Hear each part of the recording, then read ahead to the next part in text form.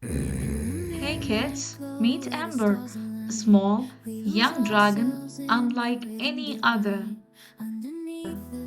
Her scales shimmer in soft, warm tones of orange and amber, with a cream colored belly that glows like early morning light. Delicate, translucent wings, tinted gold, flutter gently as she moves through the magical land she calls home. Amber never opens her eyes, not because she can't, but because she sees with her heart.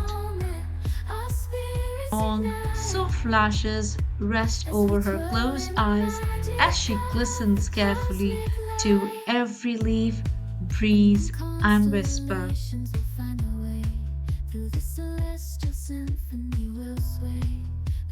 When she breathes, she doesn't spit fire.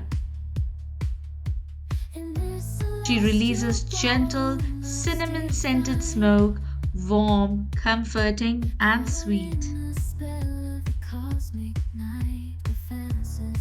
But Ember is shy, too shy to speak to other dragons.